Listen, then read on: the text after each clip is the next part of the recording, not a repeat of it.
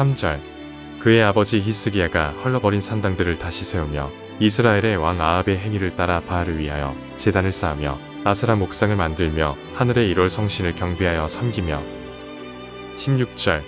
므낫세가 유다에게 범죄하게 하여 여호와께서 보시기에 악을 행한 것 외에도 또 무죄한 자의 피를 심히 많이 흘려 예루살렘 이 끝에서 저 끝까지 가득하게 하였더라. 오늘 이 시간 열왕기하 21장을 통해서 함께 하나님의 말씀을 나눌 수 있기를 원합니다.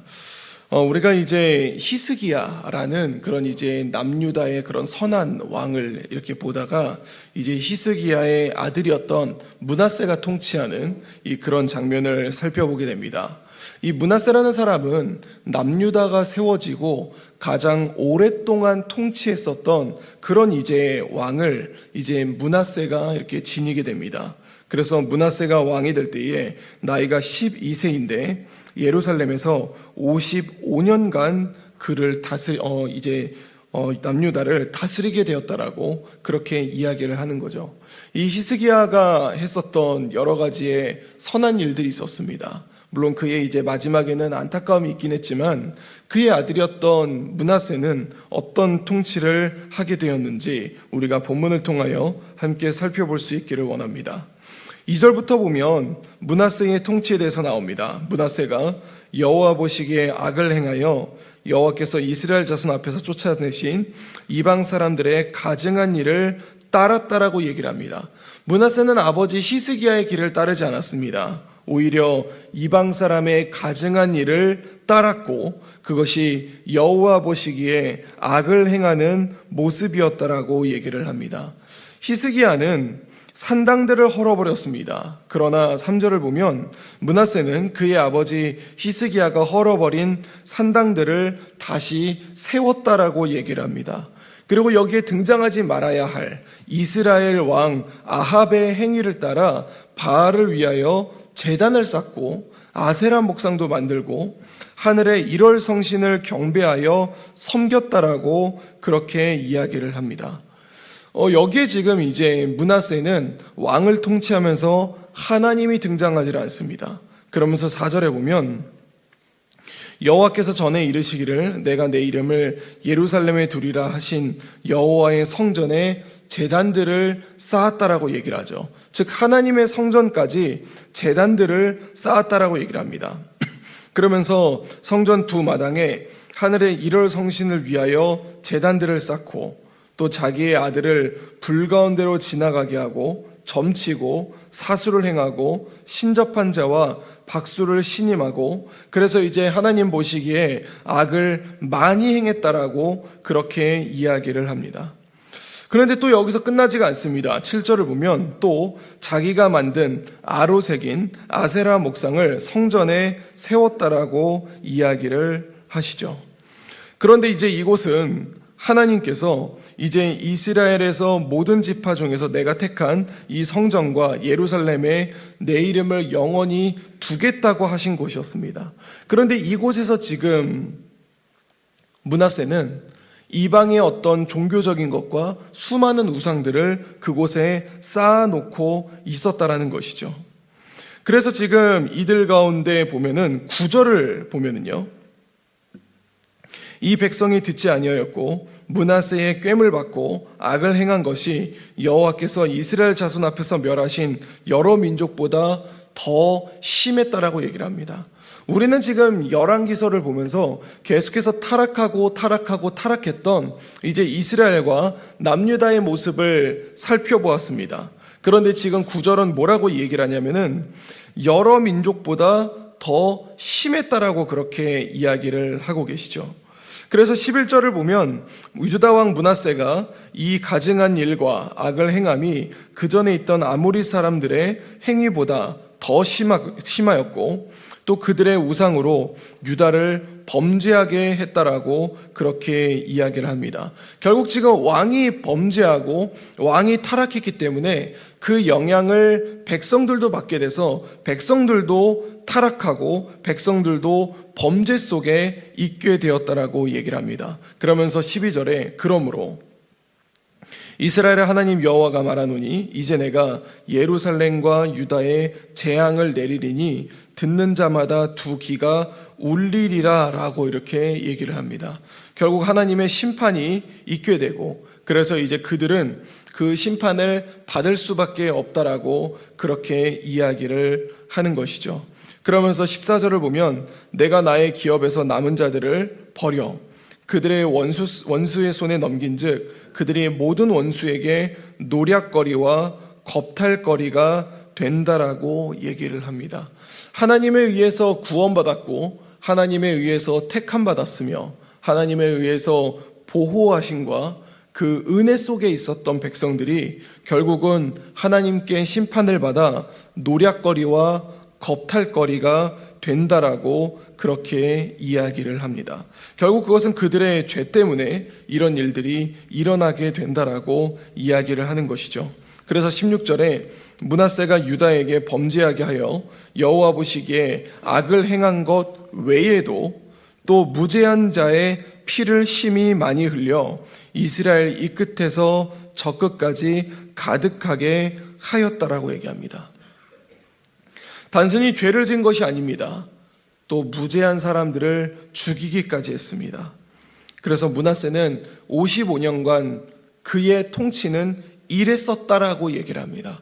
또 다른 내용이 있지를 않습니다. 그나마 하나님 앞에서 어떻게 살았다, 하나님 앞에 돌이켰다, 이런 이야기가 있는 것이 아니라 지속해서 죄를 일으키고 죄를 일으키고 죄를 일으켰다라고 얘기를 하면서 결국은 하나님의 심판을 받게 된다라는 얘기를 들으며 결국은 그의 일생은 마무리를 하게 됩니다. 오늘 본문은 또 하나의 왕이 등장합니다. 그는 이제 므낫세의 아들이었던 아몬이라는 자입니다. 아몬은 왕이 될 때에 22세였습니다. 그런데 그는 아버지에 비해서 굉장히 통치가 짧았습니다. 예루살렘에서 2년 동안 다스렸다라고 그렇게 얘기를 하죠. 그렇다면 아몬의 통치는 어땠을까요? 20절을 보면 아몬이 그의 아버지 므낫세의 행함같이 여호와 보시기에 악을 행했다라고 얘기를 합니다. 그의 아버지가 행한 모든 길로 행하여 그의 아버지가 섬기던 우상을 섬겨서 그것들에게 경배하고 그리고 하나님을 버리고 그리고 하나님을 버리고 하나님의 뜻대로 살지 않았다라고 얘기를 하죠. 그래서 그는 2년밖에 통치를 하지 못했는데 그 이유는 23절에 기록됩니다. 그의 신복들이 그에게 반역하여 왕을 궁중에서 죽였다라고 얘기를 하죠. 반역을 당하게 됩니다. 반역을 당해서 죽임을 당하게 되고 또 그 국민이 아몬 왕을 반역한 사람들을 다 죽이고 그의 아들 요시야를 대신하여 왕을 삼았다라고 하면서 오늘 본문을 마무리하게 됩니다. 사랑하는 성도 여러분, 저는 오늘의 이야기를 묵상하면서 우리가 두 가지를 좀 생각할 수 있었으면 좋겠습니다. 첫 번째는 이제 어떤 이야기냐면 우리는 이런 생각을 합니다. 이 신앙적인 삶과 그 다음에 일상적인 삶을 생각을 하게 됩니다. 그리고 일상적으로 그 안에서 도덕적인 삶을 우리가 살아야 된다라고 우리는 마음속에 가질 수 있게 되죠. 그런데 우리가 조금 잘 생각을 해보면 이제 우리가 열왕기서를 묵상할 때에 이 많은 왕들이 하나님 앞에 바르게 서고 또 하나님 앞에 바르게 서지 아니하는 그런 왕들을 우리가 보게 됩니다. 그런데 굉장히 놀라운 것은 뭐가 있냐면 하나님 앞에 바로 서지 않은 사람이 도덕적인 사람은 한 사람도 없다라는 겁니다. 그러니까 우리가 조금 잘 생각을 해보면 우리가 삶 가운데 남을 배려하고 또 남을 섬기고 또 남에게 사랑을 베풀고 이런 것들은 우리 안에서부터 나오는 것이 아니라 우리가 하나님 앞에 서 있을 때에 그 사랑이 이웃에게 전달될 수 있다라는 것이죠. 오늘 본문의 므낫세를 보면은 하나님 앞에 영적으로 아주 지독하고 아주 심각하게 타락한 모습들도 있었지만 또 그의 삶의 모습을 보면은 아주 도덕적으로 무너져 있던 모습들을 우리는 또 바라보게 됩니다. 그런데 이 모습들을 우리가 보면서 우리 삶에 우리가 적용해야 될 게 무엇이 있냐면 우리가 신앙적으로 제대로 서 있지 않으면 삶에서도 무너지는 모습들이 나타난다는 것이죠. 므낫세의 모습을 보면 한 나라의 왕이지만 다르게 이야기하면 한 사람의 모습이 괴물과 똑같습니다. 하나님을 모셔야 되는, 하나님의 이름이 영원히 거할 성전에 이방의 이 우상들을 삼아놓고 이방 신전을 두기 위하여서 제단을 쌓고 이 또 거기서 그들을 향하여서 경배하는 모습들을 보이고, 이 결국 그 모습이 어디까지 일어나게 되냐면은 16절에 기록한 것처럼 무죄한 자의 피를 심히 많이 흘렸다라고까지 그렇게 이야기를 하게 됩니다. 결국은 우상에 빠진 자들, 하나님을 저버린 자들이 가지고 오는 모습은 하나의 괴물의 모습으로 나타나게 된다라는 것을 보여주고 있는 것이죠.